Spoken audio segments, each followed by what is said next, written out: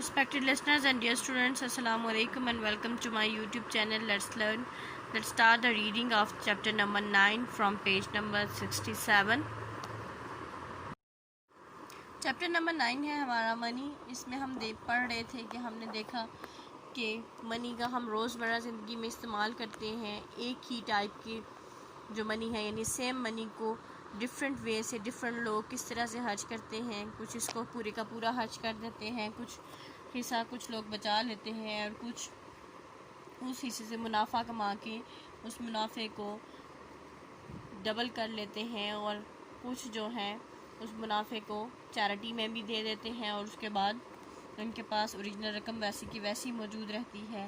ये जो पैसे का लेन देन है यानी खर्च और उसका आना और उसका जाना, यानी कितने पैसे किस तरह से आएंगे और किस तरह से खर्च होंगे, इसको बजट कहा जाता है। और हर शख्स की चॉइसेस बजट के हवाले से डिफरेंट होती हैं। इसके अलावा हमने अपॉर्चुनिटी कॉस्ट के बारे में पढ़ा। अपॉर्चुनिटी कॉस्ट क्या है कि एक बंदा अगर एक मौके को अवेल करता है, एक चीज़ में पैसा लगाता है लेकिन दूसरे मौके में वो नहीं, यानी दूसरे जो उसको मौके मिलते हैं डिफरेंट, उसमें से किसी और जगह पे वो पैसा नहीं लगा पाता, उस मौके को खो देना, इसको अपॉर्चुनिटी कॉस्ट कहते हैं। उसी को हम नेक्स्ट कंटिन्यू करते हैं।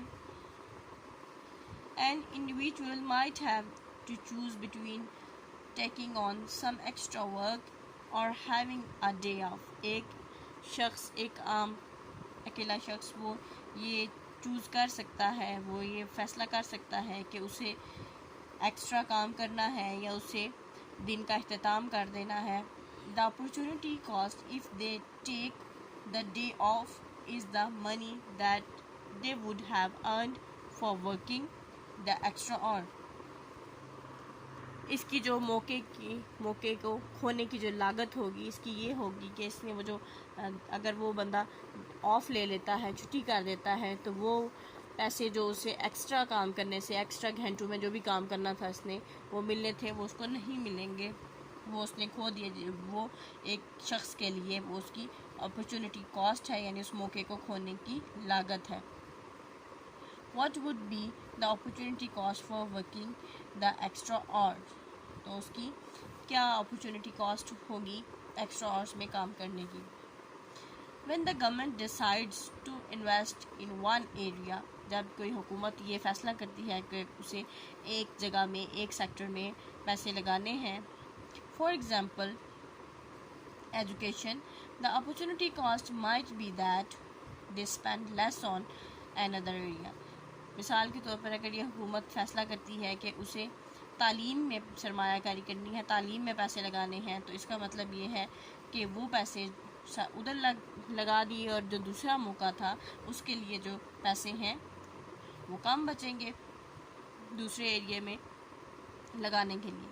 सच अ बिल्डिंग रोड्स, जैसे कि सड़कें वगैरह बनाने के लिए अगर ज़्यादा पैसे एजुकेशन में लगा दें तो सड़कें वगैरह बनाने के लिए फिर मिसाल के तौर पे उसके लिए फिर कम पैसे बचेंगे। Each year the government has to carefully budget because there is a limited amount of money available and there are many different things that need to be done. हर साल हुकूमत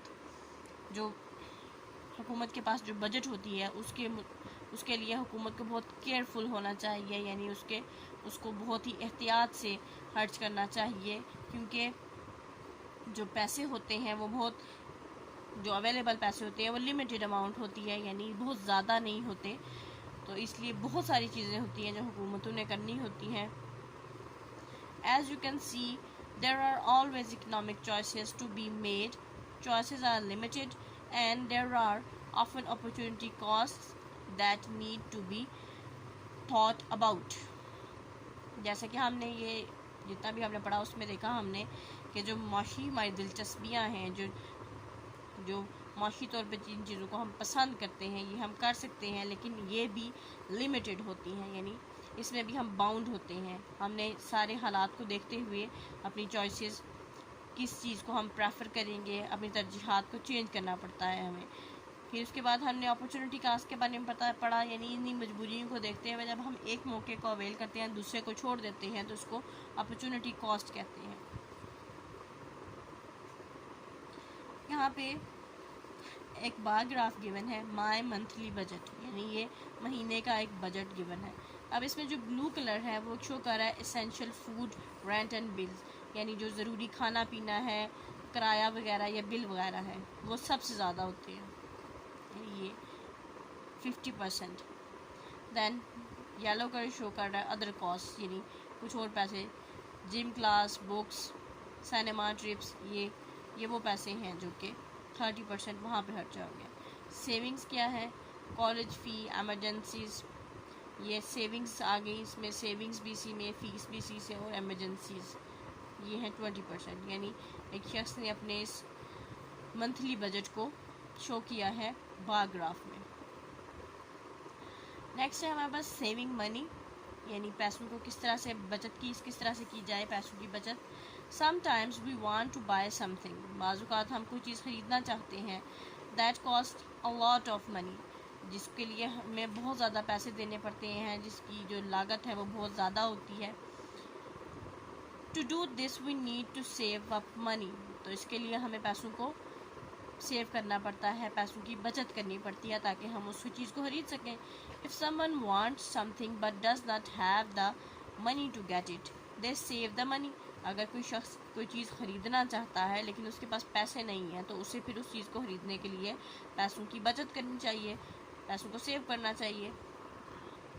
people can save money in different ways, most people save their money in banks, लोग मुख्तलिफ़ तरीक़ों से अपने पैसे को save करते हैं, अपने पैसों की बचत करते हैं, और ज़्यादातर लोग जो हैं अपनी बचत बैंक के थ्रू करते हैं, यानी बैंक में अपने पैसे रखते हैं।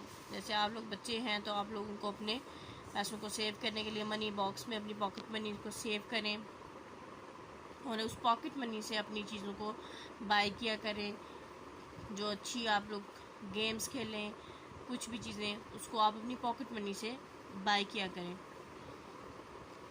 Wish you best of luck and Allah Hafiz.